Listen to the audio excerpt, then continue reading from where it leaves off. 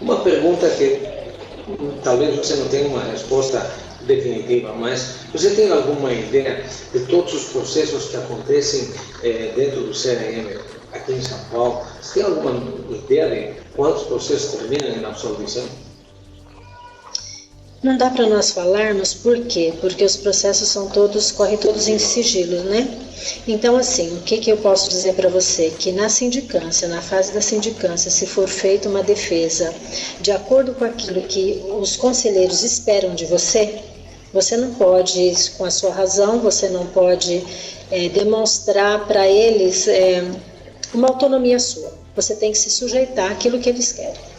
Então, se você deixar terminar, se você fizer uma resposta nessa fase da sindicância que atenda, eu costumo dizer assim, as expectativas deles mesmo, né? Eu costumo até dizer que assim, é pai repreendendo o filho. O filho sai dali sabendo que ele vai fazer de novo, mas naquela hora ele foi submisso ao pai, e é isso que importa. Agora, se você vai cheio de razão, se você vai... Dependendo da forma como você responde à sindicância, você pode, com as suas próprias palavras, se incriminar e isso vai ser convertido em processo. E aí é bastante longo porque, uma vez convertido em processo, ele não interrompe. Ele vai todas as fases até o final, a menos que você seja absolvido numa dessas fases. Numa dessas fases. Bom, e vamos também imaginar uma situação que, eventualmente, o colega tenha sido sancionado, seja com uma advertência oral, escrita, uma advertência pública, uma sanção por 30 dias, ou até eventualmente uma situação pior, que seria uma cassação do processo profissional. Em todas essas circunstâncias, evidentemente, ele pode recorrer até à justiça comum, se ele eventualmente ele tenha sido injusticiado. Mas também existe uma coisa muito interessante, e isso que gostaria que você lembrasse ao público que nos está acompanhando. O fato é de que, se ele for sancionado, ele tem um período de tempo em que, caso ele não tiver abertura de nenhum outro processo, ele pode pedir zerar o passado dele. Isso chama-se reabilitação.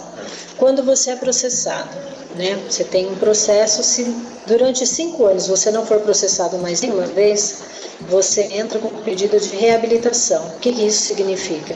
Eles tiram aquela penalidade que você sofreu do seu processo, da sua ficha, né? Na verdade, do seu prontuário. E aí volta a estaca zero. Em outras palavras, se caso tiver um novo processo, você praticamente é um réu primário. Sim. Então, não incidiria a penalidade anterior em forma acumulativa num eventual processo novo que estaria se formando. Na verdade, não existe assim uma pena cumulativa. O que serve? Serve assim de parâmetro para uma outra situação. Então, de repente, você foi punido por propaganda. Aí vão ver os artigos que você foi punido. Nesse outro, a mesma coisa. Então, você acaba sendo reincidente. Não pode ter pena cumulativa. Você vai ser penalizado em cada um dos processos, mas isso serve de parâmetro para eles aplicarem a pena nesse novo processo. Mas, nesse caso, igual podem fazê-la progressiva? Pode sim. Bom, agora, depois de ter revisado mais ou menos de uma forma sumária que é o que acontece dentro do Conselho, vamos ver uma coisa que interessa muito a quem nos está acompanhando, que é o negócio associado com a automolecular. A automolecular se comenta N coisas dela no mercado, que ela é ilegal, que ela não é reconhecida, de que ela trabalha no submundo da medicina e coisas por assim.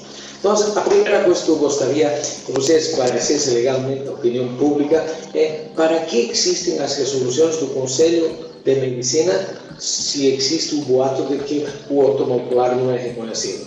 Para que uma entidade de classe vai montar um regulamento, vai montar umas resoluções se eventualmente ela não reconhece a sua existência? Na verdade, Efraim, o que acontece? No caso da 1938 de 2010 especificamente, no site, se você olhar, você vai ver que eles falam que resolução acaba comprovando a não eficácia da horta molecular.